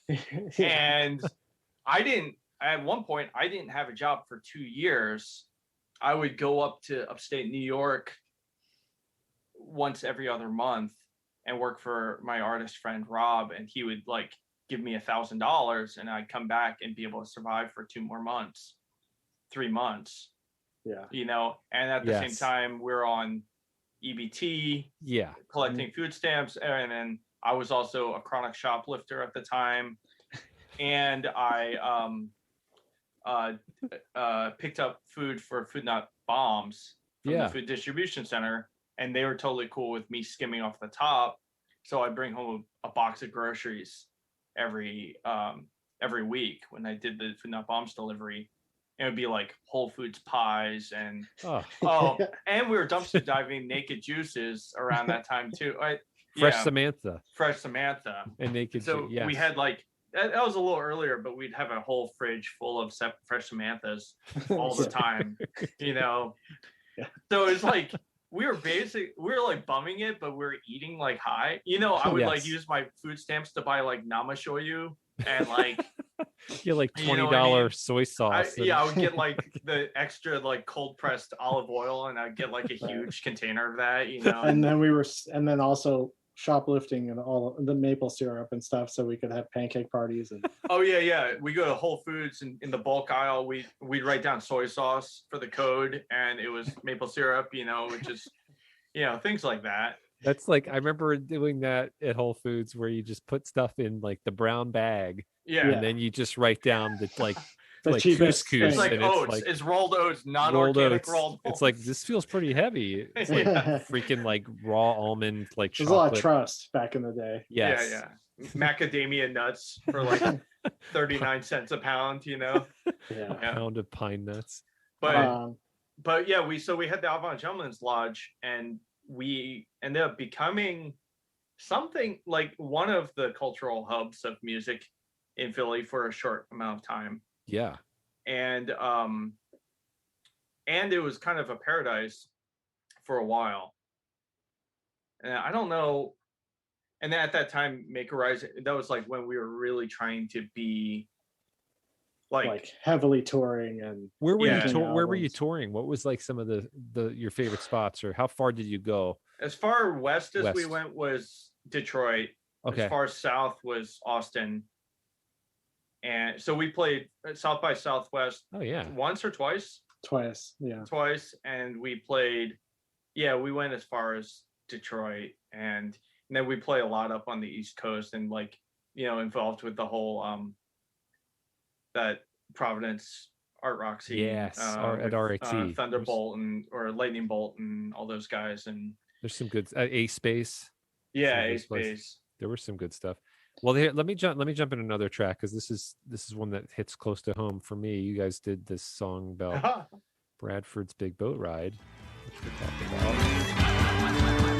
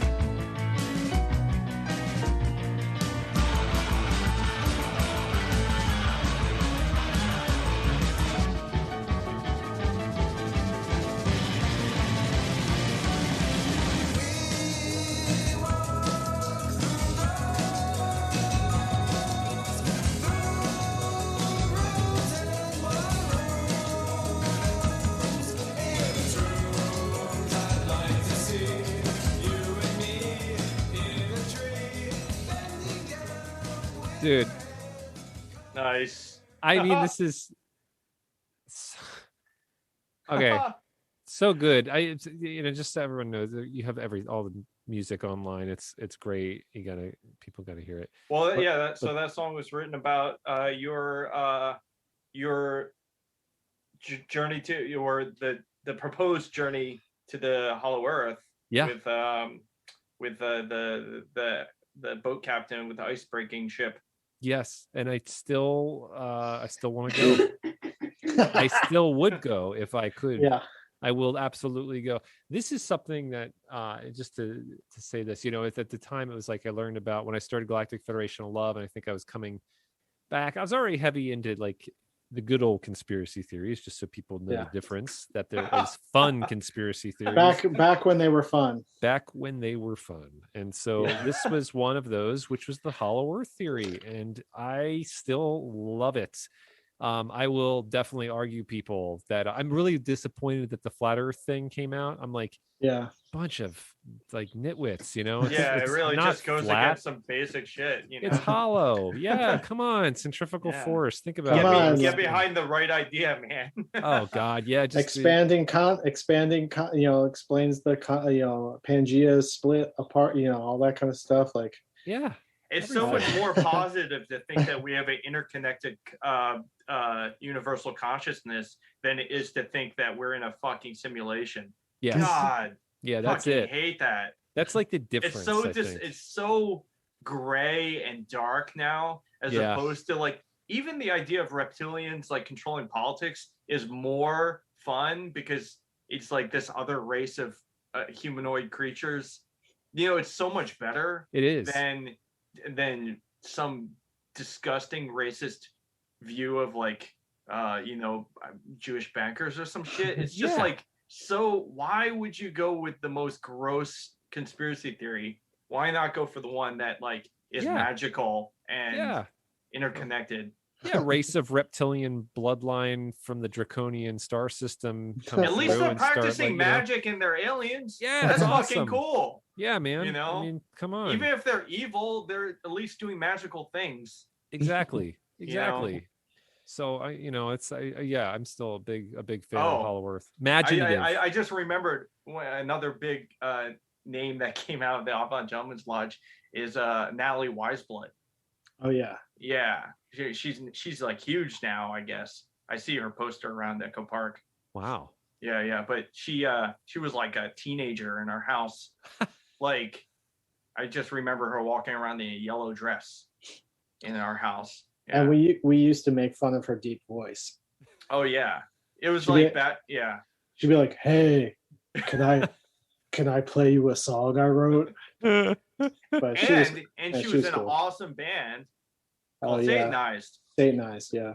And so I wish you would use her fame and platform to promote Satanized. Well, okay, let's not bag on Natalie. I'm not bagging on her. I just think Satanized was awesome. I actually really like her. Her new music's really good. But so this was like a good I mean, I loved being in that mix before I moved out to Tucson, obviously, and then we all still kept in touch and did stuff, but it was just like there was this world that you had all created and is extensive and still continues. I mean, I know you've all obviously had different things, I know Jesse success as an artist and working with Adventure Time and just like, all that, but there's been this movement that you've still maintained all together in the world of Maker Rising, right? I mean, it's continued. All that came out last year. And you were rehearsing. Well, yeah, until the thing that cannot be named. Right, we're not talking about on the podcast. just our last day of recording, we were trying to finish this album, and it's close. It's like I don't know, 60% done, probably or more. That's like good. All the basic tracks are down. We're recording with Nathan from what's the name of his studio? Is High Des. Where you've recorded and Scott's recorded, and you guys have been longtime friends. Done so much with Nathan. Yeah, he's great. Yeah, and actually you all connected us, and and I mean recently Eric Slick put down some drums for some additional percussion for the album and stuff like that. So even during this like time away from productivity, like we've done some stuff. Missing time. We could call this all missing time. Past year. We're calling it the time smear. The time smear. That sounds good. One big time smear. But so the album's almost done, and we had like a 10-person lineup here in LA, and actually John Heron, our drummer, moved out to LA to try to make Maker Rising a thing again. Yeah. It's a little disappointing because now we're adults who do other things other than just the music, and so it was hard to get people to really even Jesse and me. It was hard to get us to make that the priority, because you're trying to make ends meet and you have your art career and stuff like that. It's really even on top. Well, I can add to that. It's like there's a certain frustration. Like that last track that you're playing was on that album, our second album, and that album, our first album had gotten like a nice review on Pitchfork. Got 7.9, which was awesome. Huge. I didn't know that. And it was like a really complimentary review on Pitchfork. Like they said all really nice stuff about it. Yeah. And so we were like, okay, our next album is going to be the shit. Like we're going to, you know what I mean? Like we completely 100% dedicated our lives to this, that second album. And to touring and to just trying to be as much as we could afford it, like losing tons of money, going around, in shitty vans that broke down and exploded and all this kind of stuff, and having no money. And that's when the gas prices went crazy. I remember at some point, like it almost became impossible to tour because gas all of a sudden doubled in price. Yeah. But we were like 100%, not everybody in the band, but most of us me, my brother, John Heron, and some of the other guys, we were like, I was like cracking the whip, like we rehearse like several times a week. Like we got to have these long 3-hour, 4-hour rehearsals. Like, and this is in the basement where in the Philly winter, we were trying to heat this giant room with one wood burning stove. People would be putting on gloves between songs. Oh my God. They couldn't feel their fingers while playing. But it was like this, with this belief that it was the right time. Like all these kind of weirder pop bands were like starting to blow up, like Animal Collective. What was that band? What were they called? They had a green album cover. I can't remember, but bands like that, like Animal Collective, that were pushing the boundaries of pop music, and and we still loved pop music, but we were trying to, even take it further. Yeah. And so we were like, oh, there's Lightning Bolt and all these kinds of bands that are getting certain notoriety. Like maybe it's our time. We got that good review on Pitchfork. Yeah. Our next album's going to be like fucking slay, Yeah. And so. And when we finished it, we're like, this is a masterpiece. That's how we felt. We were like super arrogant about it. And, and then we shopped it around. And we had a conversation with Secretly Canadian. Yeah. And I was actually they sent us a rejection letter. They're like, we loved your album, but it's just not for us, blah, blah, blah, that kind of thing. Yeah. And then I was so upset. I was like so crushed. And I remember our friend Sharif was like, I'm fucking calling them or whatever. And he called, I don't know how he did this, but he called Secretly Canadian and got the dude that ran the label on the phone. And he's like, you need to talk to these guys about why you decided not to make their second album. And so I got on the phone with the guy, and I had this like heart to heart. Oh shit, dude! Oh my God, I don't remember this.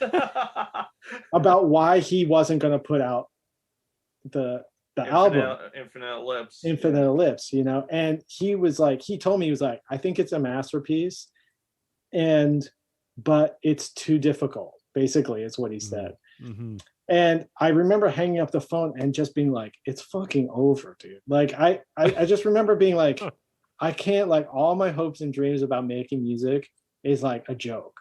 That's basically how I felt about it at that time. And I was like, we're always going to be whatever the thing that we want to make, the kind of music we want to make is never going to be what maybe for a while I thought it could be, as far as like how people would receive it. Yeah. Like some people would really love it.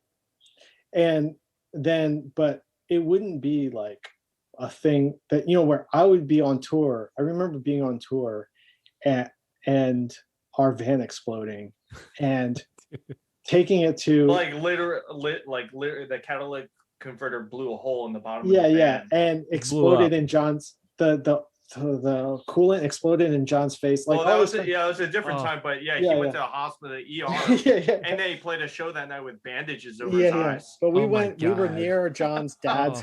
We were near John's dad's house, and he was an ex-mechanic. So he looked at the van, and he basically was like, "Listen, guys, you should just go home. You know, like this van isn't going to make it." And I remember standing out on the lawn, and I was like on his front lawn, like crying. You know, oh my god.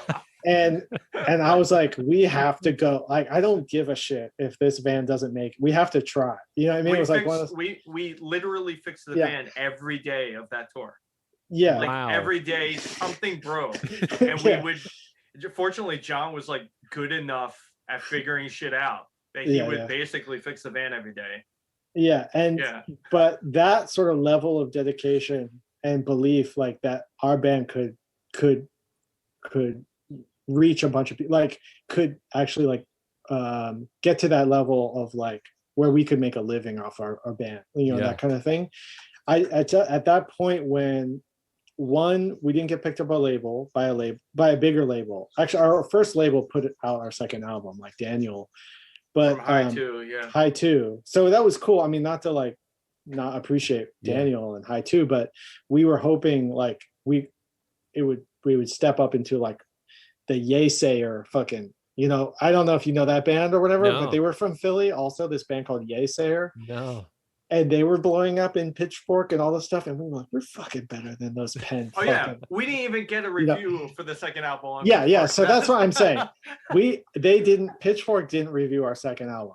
Right. Oh, and I remember I emailed the dude who reviewed our first album. I was like, dude, could you please review our second album? Like, just do us a solid, you know? And I remember him saying to me, I've got to review the Flight of the Conchords album, you know? My God. And I was like, the fucking you know, nothing, they're funny, right, but like funny, but it's novelty rock. Yeah, but I was like, this is my fucking life, dude. Like you're fucking me over. Like, you know, like this is our thing. Like we worked so hard on this thing for like 2 years or whatever the fuck. And I think it was like 3 or 4 years. Yeah. So, you know, that was when I realized like I can only do this band for fun. Like, I can't, the level of stress I was putting myself through and the level of stress I was putting the other people in the band in. Oh yeah, Jesse became a tyrant, and everyone hated Jesse. We would have these band meetings where like they would get me like interventions where they would be like, Jesse, you gotta stop yelling at us, like, or whatever. Dude, you turned into Beefheart. You got to right. You did it. Yeah. So and I mean, it's to the point where like when we reformed out here, I had to become the whip cracker because Jesse was so traumatized by his former role. And even if I brought it too far where I was like pushing people a little bit too much, which I was also trying to juggle because I was trying to make John's experience of coming out here for the band worthwhile was like part of it. And even if I would take it too far, Jesse would just have to be like, dude, this is for fun. People have jobs, you know, like it was like constantly reining it back to remember that everyone was like going out of their way to make something for us, like because it's me and Jesse's compositions, you know, and there's like 10 freaking people showing up every week, and that's like pretty big already. It's just the fact that people are playing our music, you know. It's funny when you do that because it's always kind of a bit like, how much can I ask for without them totally flipping on me and mutiny. And that the other thing is like you get to a point, an age where everybody's got careers sort of, or a lot of people do, and that started happening in our mid-20s when people would start dropping out of the band because they're like, I need to get a master's degree. Or whatever. I need to have health insurance. And then you're like, okay, time or even as simple as I can't quit my job to go on tour every time we go on tour. You know, and then lose $1,000 for a 2-week tour. Because we would basically it would usually be $1,000 each to go on 2 weeks of tour. That's like what people would put up. Right. Like we would I think there was one point we were on tour and we had $100 of band money left and I went into a casino and put it all on Oh, black, my and I God. lost it all. Yeah. And then Jesse went in and he fucking won back all the money. Oh my He, like, in this like desperate effort to stay on the road for like 2 more shows. Yeah. Dude, because That was when the gas prices went skyrocketed. Yeah. We didn't have money to tour. Yeah, we literally had to go to a casino to win more money to be able to afford gas. the stakes are high. The stakes are high. Yeah. So, and now, oh yeah. So what we did at one point was, people started quitting the band. And then we would just recruit young kids That's it. who didn't give a shit. They were that were like 22. Amnon and Yeah. Nick Millivoy and Travis. I mean, Nick's got like a good career as he's a ripping guitar player, and yeah, Travis but at that time, it's like they're just out of college. They've got nothing to do. Oh yeah, come rehearse with us 3 times a week for 3 hours. Be our slave. You've got nothing better. You've got nothing better to do. Yeah, that was the strategy for a while because all the old heads were starting to worry about money and how to live and stuff like that. Yeah. So it yeah, now it's more like if I'm gonna do music, it has to be really like an enjoyable therapeutic experience. Like mostly the music we've been doing over the last before John moved back here to work on this version of Make Rising, like it's mostly just me and Jesse writing like soundtracky stuff for cartoons and stuff like that we're working on. That's exciting. That's exciting. That's pretty much it. I mean, but it's more like ditties and fun little hooks that are more like that. And then I haven't stopped recording. I've kind of gone back to almost the Hiroshima Nagasaki. Well, I loved you gave me your one album on cassette last year. I listened to it and I love it. Thanks, man. Yeah. And which, if anyone listening looks up Make Rising, I did release it on Make Rising's label just because I was already paying for a DistroKid for Make Rising, and so I didn't feel like changing the name. Yeah. So it's not really Make Rising, but since I write half of Make Rising's songs, I figured it didn't hurt to release it under Make Rising. Well, that'll be a good spot too for people to look and check out because they'll have links for all that for people. And Justin and I we live next door we're neighbors. So I live next door to Justin. So my kitchen window faces Justin's bedroom window where his piano is. Yes. So basically every day I hear Justin writing music, or practicing music or something. I love that. Yeah. Whereas I barely do. Yeah, when's the last time you touched your violin or guitar? Probably not since the beginning, not since the Pandy started. Like, yeah, I mean because a panda. I mean it's in my living room. Yeah, I don't have the only thing I've done is messed a little bit around with. I wrote some arrangements for one of our recordings for our new album. Oh, we did that session with Alex. Yeah, and I recorded a little bit of synthesizer with Alex, and then also I wrote like just a couple little things here and there, but I haven't touched any music in close to a year now. Well, it'll be exciting when it does take shape finally, and you have your the album does. Yeah, well, the resurrection of Make a Rising in LA was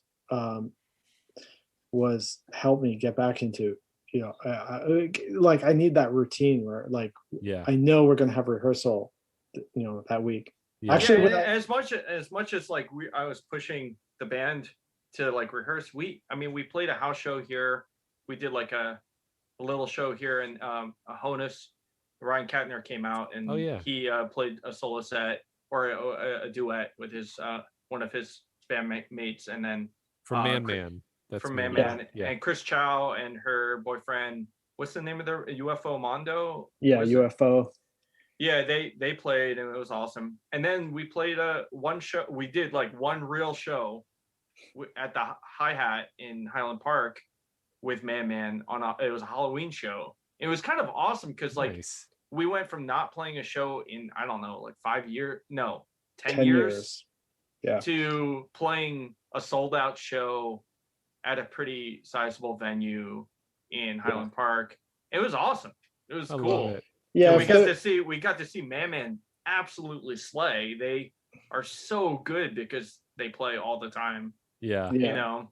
But if this pandemic thing had happened, we would most likely still be playing shows and have had finished the album, basically. Well, that's something to coming attractions, and Yeah. it is attractive.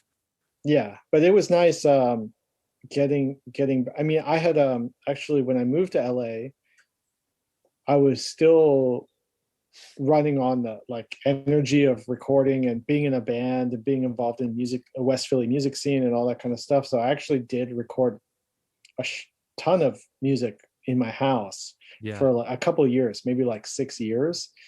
And all of that stuff got destroyed. Like I dropped the hard drive it was on and it's all corrupted and I can't open it. And, oh my God. Yeah, we recorded 2 albums, 2 full albums. Yeah. And one of them's completely gone. Oh. And the other one is like partially on our Bandcamp, but we never released it. Yeah. And it's kind of like the lost stuff, you know. Yeah, it's and like there was also a time. It was a time where we were trying to figure out how to write and record music without being actually in a physical band and all that kind of stuff. So the recordings kind of sound kind of strange. Like I wasn't super happy with them. I wasn't happy with the way we mixed them and stuff. It just was not.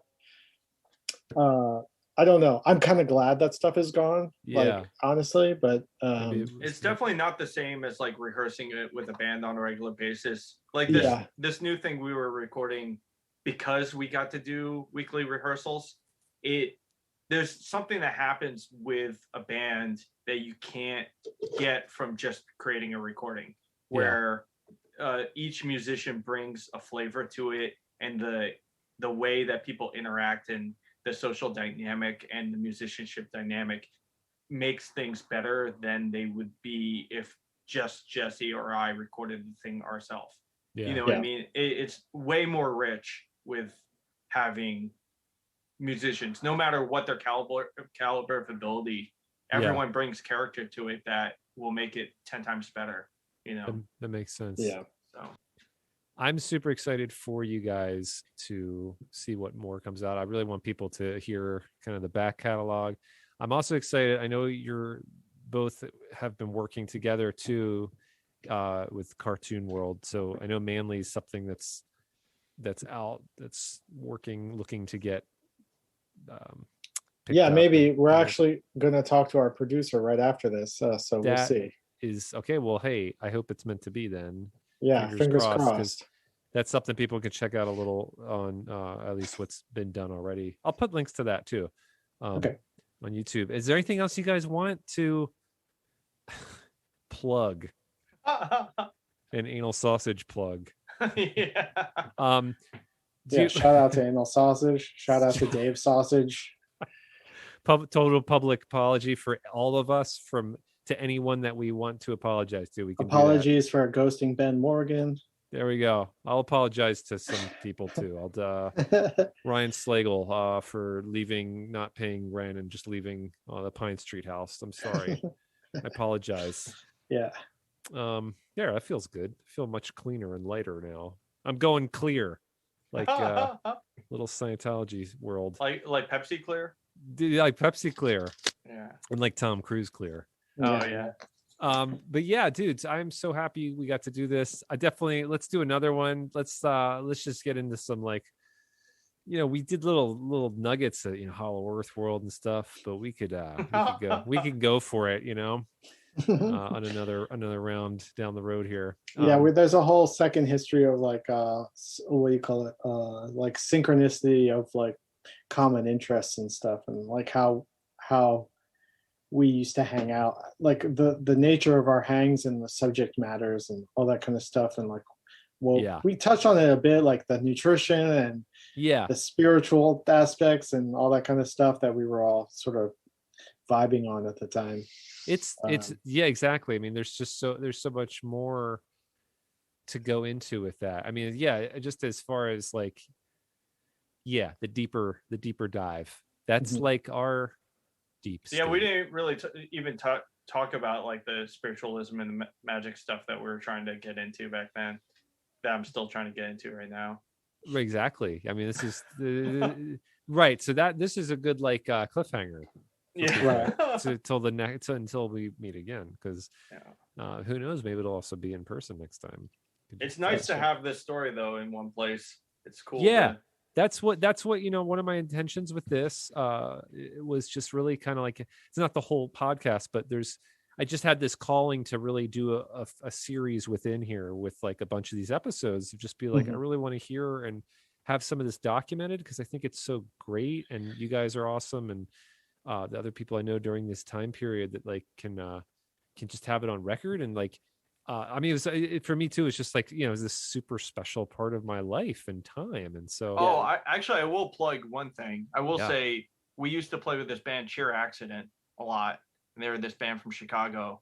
I don't know, anytime we talk about music, I like to bring them up because they're one of my favorite bands ever, and they are not listened to enough, and their whole catalog's on Spotify and whatnot. So there you go. Yeah, it's worth checking out. Check it out. Well, dudes, awesome times. Thank you so much. Thank you, Bradford. And there you have it. You can take that one to the bank and invest it in your savings, and it'll grow interest, and you'll just keep getting interest and more interested, and that'll save you. Oh baby, man, that was sweet. I needed that laugh. There was that point earlier that I had a big laugh, and that felt so good. I haven't been laughing enough. Laughing's it's the best medicine. It's the laughing. If they could just fill up pills with laugh, I would like that. I guess those are sometimes certain street drugs that do that, and I guess certain drugs do that. So, well, anyway, you know what I mean. It's like, in a cartoon sense, it'd be nice to have like a laugh pill. The thing I didn't remember that I didn't say during our show here was when the farm show, when Barnacle Wolf, we played that together. When Barnacle was driving around South Jersey looking for that show, and we ended up stopping, and then because we couldn't find it, pre-GPS, pre-MapQuest, and we ended up going into swimming in a cedar lake, and we're just like, we gave up. We got back in the car after swimming in the cedar lake, and then drove and just found it, and we played, and that was great. I didn't know there was a freaking riot after we left. Something right out of the freaking Wanderers, and where they're fighting the Ducky Boys. Check that one out. Watch the Wanderers. Gosh, it's just so nice. Friends like these, man. Friends like these. So good. I want to get back to LA and see these two guys, my buddies, and hang out again. So much fun. And the music's great. There's things where like friends of mine back in the day here that I wasn't like fully grasping their level of musical abilities, and now I had a very kind of narrow catalog that I was listening to. So I now hear things that friends were doing then, and I'm like, this is so good. Music's so good, and that's part of Make a Rising here. I love it. And I'm really fun. I can't wait to do another show with them and just get into some big hijinks, and who knows what'll happen. I don't know. A little I actually just don't know. I don't know what'll happen. I was alluding to something very saucy, but I just, who knows? Maybe we'll just be quiet for 2 hours and do a minimalist podcast, something like that. That'd be interesting. Probably pretty boring too. You wouldn't really want to listen to that. Anyway, it just makes me just realize how important it is, like friends, laughter, connecting, any way you can connect right now. It's just so special to have friends in your life. So, be grateful for who you have. If you haven't talked to someone in a while, you miss talking to, you want to reach out, do it. It's just the connection that we have through these friendships, your buddies, your pals, your girlfriends, your boyfriends, family friends, friends of friends. It's just so important to keep those friendships up and connect. Make sure you connect. Connect with somebody that you care about. All right. I'll see you next time. Be well, everyone. Peace be with you.